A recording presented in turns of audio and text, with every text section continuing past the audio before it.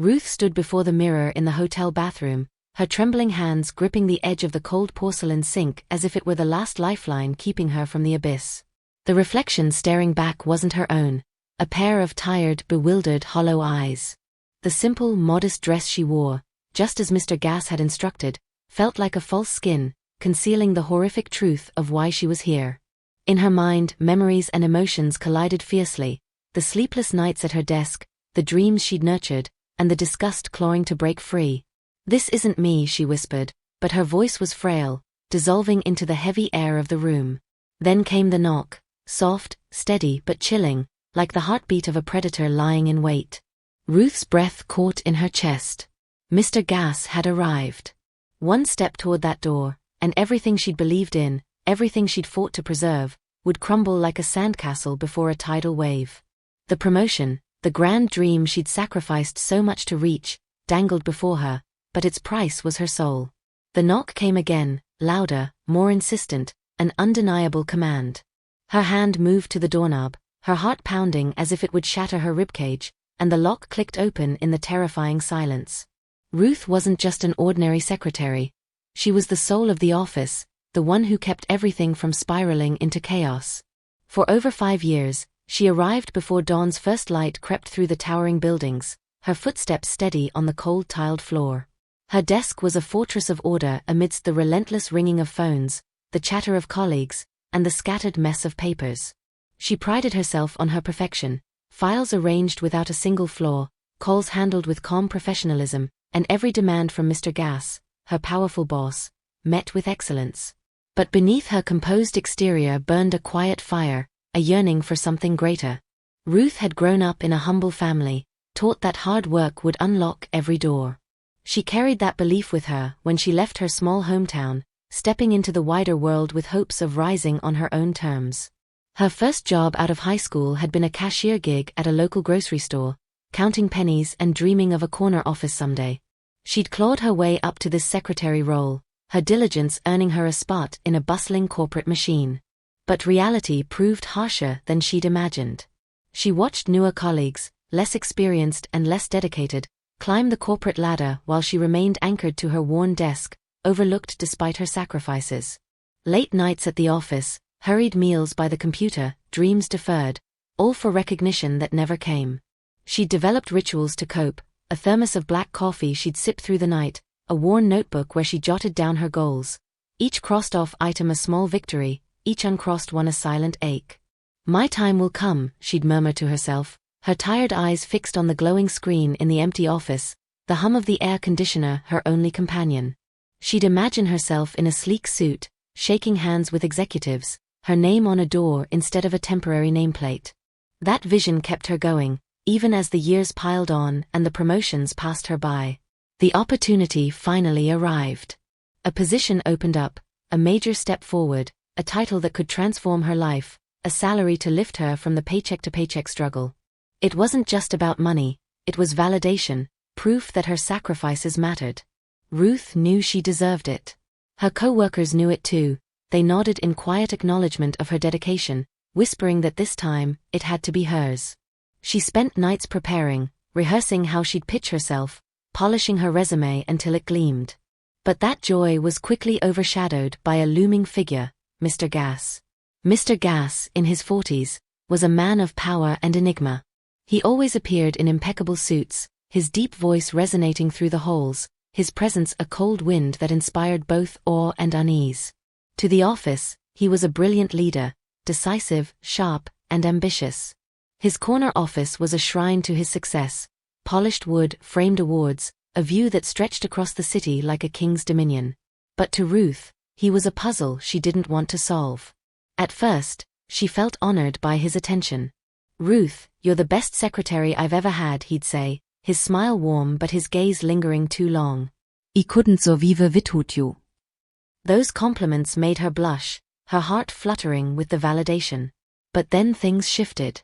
His attention grew stifling. He'd linger near her desk, requesting trivial things, a glass of water, a file he could have grabbed himself, his fingers brushing her shoulder as he passed, leaving a chill on her skin. Once, he stood behind her as she typed, his breath grazing her neck, and she felt trapped in an invisible web. She told herself she was imagining it, that he was just a friendly boss. She'd laugh it off with colleagues. Oh, Mr. Gas is just particular. But the unease lingered like a stain she couldn't scrub away. One late afternoon, when the office was nearly deserted, she overheard a conversation that shattered her denial. She'd stayed late to finish a report, the hall silent except for the faint murmur of voices near the break room. She crept closer, curiosity overriding caution, and hid behind a corner. Mr. Gas stood with a male colleague, his voice low but cutting. She's mine. Just a little time, and she'll come willingly. His raspy laugh echoed, a sound that turned her blood to ice. The colleague chuckled, "You've got a knack for picking them," and Mr. Gas replied, "It's not picking, it's knowing who's desperate enough." Ruth's heart hammered, her breath shallow. Who was he talking about? Could it be her? She stumbled back to her desk, hands shaking as she gathered her things, the words replaying in her mind like a sinister loop. That night, she couldn't sleep. She sat on her couch, a glass of water untouched beside her, staring at the ceiling as doubt took root. Had she misread every compliment, every touch? Was she just another pawn in his game? She thought of quitting, of walking away from the job she'd poured her life into, but the bills stacked on her kitchen counter, rent, utilities, a car payment, kept her tethered. She needed this job, and now, more than ever, she needed that promotion. The fateful day came on a tense afternoon, the office buzzing with deadlines and incessant phone calls. Ruth was buried in a stack of invoices when her intercom crackled. "Ruth, come see me," Mr. Gass's voice called, calm but carrying an unspoken weight. She smoothed her skirt, took a deep breath, and stepped into his office, her heart pounding like a drum. The door clicked shut behind her, sealing off every escape.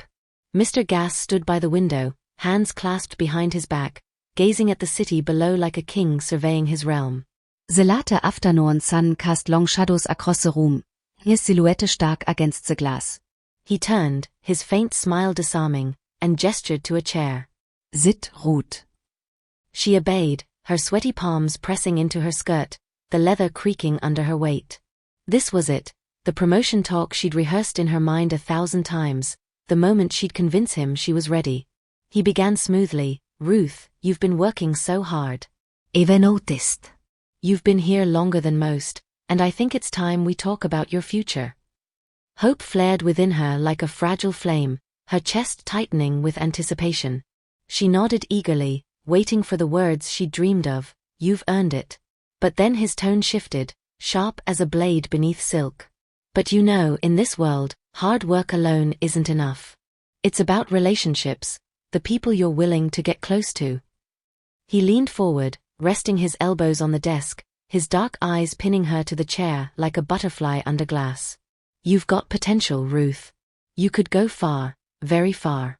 But you need to be flexible." The air grew thick, suffocating.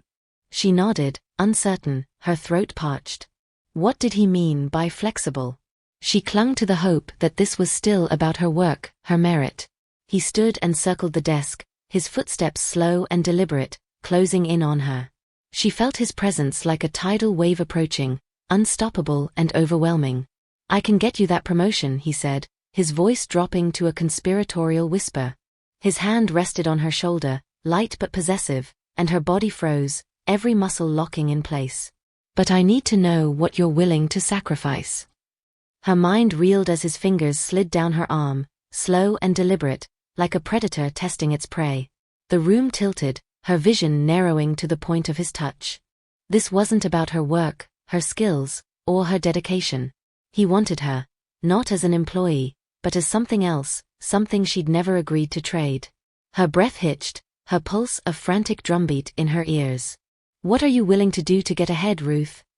he murmured, his breath hot against her ear, his voice a velvet trap. She wanted to scream, to shove him away, but her body betrayed her, rooted to the chair. Her mind raced back to the overheard conversation. "She's mine," and the pieces snapped into place. This was his plan all along, a slow, calculated game to corner her. The realization hit like a punch, stealing her air. Ruth's voice quivered as she forced out the question, "What kind of sacrifice?" Her lips barely moved, the words a plea for clarity, though she already knew the answer. She needed him to say it, needed to hear the awful truth so she couldn't hide behind denial. He leaned closer, his smile a sharp knife wrapped in soft velvet, his cologne, a mix of cedar and musk, filling her senses. Not much, Ruth. You're special to me, very special. I've always admired you, not just for your work, but for you. Your grace. Your allure. His gaze raked over her, brazen and unapologetic, lingering on her neckline, her hips, stripping away every layer of professionalism. We could share something private, just between us. In return, that promotion is yours. Her stomach churned, nausea rising in her throat like bile. This was her reward for years of devotion, her body as currency, her dignity a bargaining chip. She thought of the late nights at her desk, the skipped outings with friends, the quiet pride in her integrity. She'd stayed late when others went home, taken on extra tasks without complaint, all for a chance to prove herself. Now, it was reduced to this, a transaction, a sleazy deal masked as opportunity. He pressed on, sensing her hesitation. You're not married, Ruth. No one needs to know. What's there to worry about? Everything. It was a betrayal of herself. The girl who'd left home with big dreams, who'd scrubbed floors to pay for night classes, who'd sworn to rise on her own merits. Her hands clenched into fists, nails digging into her palms as she fought the urge to bolt. She stood, her legs trembling, and faced him, her voice barely above a whisper. Mr. Gass, I've worked hard to get where I am. I've earned everything I have. If this promotion isn't based on my effort, I don't want it. He sighed, leaning back in his chair with a look of pity tinged with disdain, his fingers drumming lightly on the desk. You're not ready, Ruth. You won't take risks. This isn't dangerous, it's an opportunity. You're young, unattached. Say yes, and you'll climb faster than you ever dreamed. A shortcut to everything you fought for. His voice softened, almost fatherly, but his eyes betrayed a hunger that made her skin crawl. His words burrowed into her like a sweet poison, each syllable a hook sinking deeper. Think about it, he coaxed, his voice smooth as a siren's call, luring her toward the rocks. One small choice, and your life changes. Money, respect, power. Isn't that why you've sacrificed so much? She bowed her head, her hands clenching together, doubt gnawing at her resolve. She saw her cramped apartment, the second-hand furniture, the endless cycle of bills. She saw her mother's proud smile when she'd landed this job, the hope that Ruth would make something of herself. What if he was right? What if this was the only way to break free, and she'd been naive to think integrity could carry her to the top? Mr. Gass saw her waver and struck harder, leaning forward again, his voice a velvet blade. You're smart, beautiful, born for greatness. I've watched you, Ruth, every late night, every perfect report. You deserve this, but the world doesn't reward effort alone. It rewards those who play the game. This is just a step, a little favor. Our secret. His promise hovered before her like a forbidden fruit, a better life, so close she could taste it. New clothes, a car that didn't sputter, a future where she wasn't invisible. Her heart raced, fear giving way to temptation, her resolve crumbling under the weight of his logic. He stood again, moving closer, his shadow swallowing the light. No one will know, he whispered, his hand brushing her cheek, a touch that sent a shiver down her spine, half revulsion, half something she couldn't name. Imagine it, a new office, your name on the door, respect from everyone who's overlooked you. Isn't that worth it? His fingers lingered, tracing the line of her jaw, and she felt the room shrink, the walls pressing in. Her mind screamed no, but her voice wouldn't obey. She thought of the colleagues who'd leapfrogged her, smug smiles, corner offices, while she stayed behind, the reliable cog in the machine. She thought of the overheard words, desperate enough, and wondered if that's what she'd become. After an endless silence, her lips parted, and she whispered, her voice faint, broken, okay. I agree. His smile widened, triumphant and chilling, his eyes glinting with victory. A wise choice, Ruth. You won't regret it. He stepped back, casual now, as if they'd just sealed a business deal, not her fate. We'll finalize the details soon. You're on your way up. But as she left his office, a knot tightened in her gut, a sickening weight that anchored her to the floor. She'd crossed a line, and the ground beneath her seemed to tremble, ready to swallow her whole. She stumbled to her desk, her hands shaking as she gathered her purse, the fluorescent lights buzzing like a swarm of wasps in her skull. She didn't look back at his office, but she felt his eyes on her, a predator savoring its catch. That weekend, her phone buzzed in the dimness of her small apartment, shattering the fragile peace she'd clung to. She'd spent the days since their meeting in a fog, avoiding mirrors, avoiding herself. Mr. Gass's voice came through, cold and certain, cutting through the silence. "Ruth, I've booked a hotel room for us. Tomorrow night, 8 p.m. Dress casually, no one will suspect." The line went dead before she could respond, leaving her alone with the thudding of her heart in her ears, a relentless drumbeat counting down to her doom. She sank onto her bed, her eyes staring blankly at the cracked plaster wall. Memories flooded back like a torrent, childhood days in her family's embrace, her father's stern voice telling her to stand tall, her mother's gentle hands teaching her to value herself above all else. She'd carried that pride into adulthood, building everything from sweat and tears. Nights studying by lamplight, days enduring snide remarks from co-workers who saw her as just a secretary. Now, she was tearing it all down for a title, a paycheck, an empty victory. She rose and stepped to the bedroom mirror, the glass a merciless judge. "What am I doing?" she asked her reflection, tears streaming down her cheeks, hot and accusing. In the glass, she saw the girl who'd once dreamed of a bright future. College brochures pinned to her teenage wall, a vision of herself as a leader, not a pawn. The thought of the hotel, of his hands on her body, of what he expected, made her shudder with dread, her skin prickling as if already violated. She pressed her palms to her face, trying to block it out, but the images came anyway, his smirk, his touch, the suffocating weight of his presence. But then another thought crept in, insidious and persistent. If she refused, she'd remain trapped. She saw herself years from now, graying, hunched over the same desk, her dreams dust on the wind while others soared. She'd be the cautionary tale whispered in break rooms. Poor Ruth, too stubborn to play the game. The promotion was her ticket out, her chance to rewrite her story. Could she live with herself if she let it slip away? The two futures battled in her mind, one a moral abyss, the other a slow suffocation, and neither offered peace. She spent the next day in a daze, moving like a puppet on fate's strings. She chose a simple, discreet dress, navy blue, knee-length, unassuming, as he'd demanded, but each motion of dressing felt like a sentence, the fabric a shroud over her dignity. She stood in her tiny bathroom, brushing her hair with mechanical precision, her reflection a ghost in the fogged mirror. Her phone pinged with a reminder she'd set weeks ago, dinner with Sarah, 7 p.m., a friend she hadn't seen in months, another casualty of her work. She cancelled with a vague text, her fingers trembling. Something came up. Next time. Another lie to add to the pile. Before leaving, she paused at her apartment door, her hand on the knob, her breath shallow. She whispered to herself, just this once. Then it'll be okay. I'll take the promotion and move on. But the words rang hollow, a flimsy shield against the truth.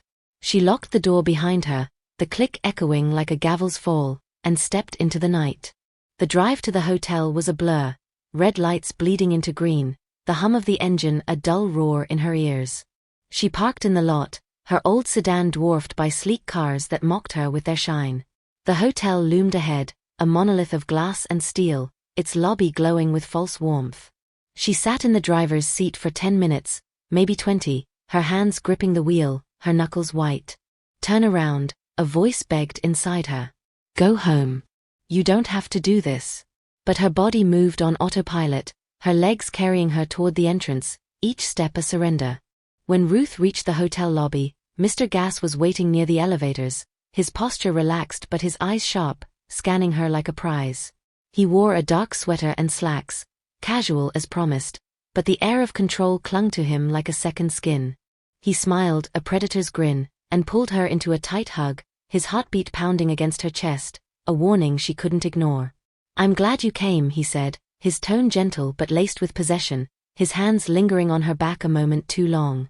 She nodded, her voice a ghost, "Thank you." He led her to the elevator, his hand on her elbow guiding her like a puppet. The doors closed with a soft ding, trapping her in the small space with him. She stared at the floor numbers ticking upward, 3, 4, 5, his cologne filling the air, suffocating her. He said nothing, but she felt his gaze, a weight that pressed her into the corner. When the doors opened, he ushered her down a hushed hallway, the carpet muffling their steps, and stopped at room 712.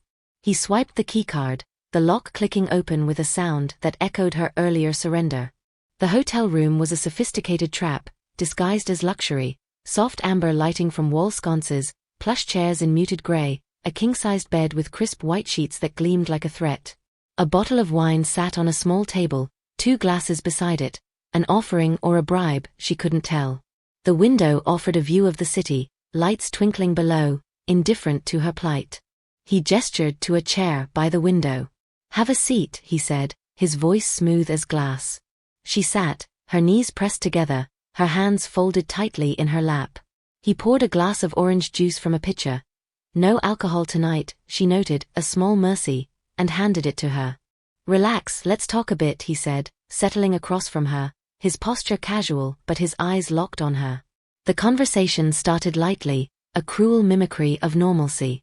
He recounted work anecdotes, a funny client call, a big deal he'd closed, his charm a net slowly tightening around her. She forced a smile, a laugh, seeking a shred of comfort in the pretense, her fingers clutching the glass like a lifeline. He leaned back, swirling his own drink, his demeanor shifting from casual to calculated. "You know, Ruth," he said, his voice dropping, "I've always seen something in you. You're not like the others. There's a fire there, a drive. It's why I picked you." Her stomach twisted at picked, the word sharp as a blade. She nodded faintly, unsure how to respond, her throat tight. He continued, his tone softening but his intent hardening. "I've always admired you, your mind, your beauty. We could be good for each other. I'll lift you up, and we'll enjoy this." His hand reached across the table, touching hers, warm and firm, his fingers tightening slightly as if claiming her. Her pulse quickened, a frantic rhythm she couldn't control. "I'm not sure," she stammered, her voice shaking, barely audible. It's too sudden." He smiled, a flicker of impatience in his eyes, but his voice stayed gentle. "Don't be afraid, Ruth. We'll take it slow. I just want you to feel safe." He rose, closing the distance between them, and before she could pull away, his lips met hers. Soft at first, then insistent, a kiss that deepened as his hands roamed her body. Her breath hitched, fear and arousal clashing in her chest, a sickening dance she couldn't stop. His fingers found the hem of her dress, lifting it slowly, deliberately, each inch of exposed skin a theft of her autonomy. She froze, her mind screaming no while her body betrayed her, trembling under his touch. He pulled back briefly, his eyes dark with hunger, and whispered, "You're beautiful, Ruth. Perfect." The words were a mockery, a twisted compliment that made her skin crawl. He undressed her piece by piece, her dress falling to the floor, her bra unhooked with practiced ease, each touch a blade slicing into her self-respect, slow and deliberate, stretching the moment into an agonizing eternity. Her body responded against her will, a flush creeping up her chest, her breath shallow and ragged. She hated it, hated herself, but the room spun, and she couldn't find the strength to push him away. He led her to the bed, his grip firm on her wrist, laying her down with a tenderness that clashed with the act's ugliness. The sheets were cool against her bare skin, a stark contrast to the heat of his hands as he parted her legs with care, his movements methodical, almost reverent. He shed his own clothes, sweater tossed aside, slacks pooling on the floor, his body lean and commanding, a predator in full control. Her heart raced, her vision blurring with unshed tears as he hovered over her, his breath hot on her neck. "Relax," he murmured, his voice a low growl, "this is what you wanted." But it wasn't. Not like this, not ever. The night unfolded in fragments, his weight pressing her into the mattress, his hands exploring every inch of her, his whispers weaving a web of false intimacy. She closed her eyes, retreating into herself, trying to block out the reality of what was happening. Each touch was a violation, each sound a scar, his soft groans, the creak of the bed, the distant hum of the city beyond the window. She felt herself slipping away, a passenger in her own body, until exhaustion claimed her, and the darkness finally swallowed her whole. Morning crept in, gray and unforgiving, the light seeping through the curtains onto Ruth's motionless form on the bed. She woke to the sound of his steady breathing beside her, his arm draped across her waist like a chain. The sheets clung coldly to her skin, tangled around her legs, a prison she couldn't escape. Shame coiled in her stomach, a venomous snake she couldn't expel, its fangs sinking deeper with every breath. She'd secured the promotion, but at the cost of a gaping wound in her soul, a void that pulsed with every heartbeat. She slid out from under his arm, careful not to wake him, her movements slow and silent. Her clothes lay scattered on the floor, her dress a crumpled heap, her underwear a stark reminder of her surrender. She dressed with shaking hands, each button a struggle, each zipper a condemnation. The mirror loomed across the room, its surface gleaming in the dim light, but she couldn't face it. She knew the woman in the reflection was no longer the Ruth she'd been proud of, strong, independent, honest. Now, she was a stranger, a shell who'd sold herself for a hollow promise. Her phone buzzed on the nightstand, the screen lighting up with a message from Mr. Gass, though he lay just feet away, still asleep. She hesitated, then opened it. "Congratulations, Ruth. You're officially promoted today. Our little secret, right?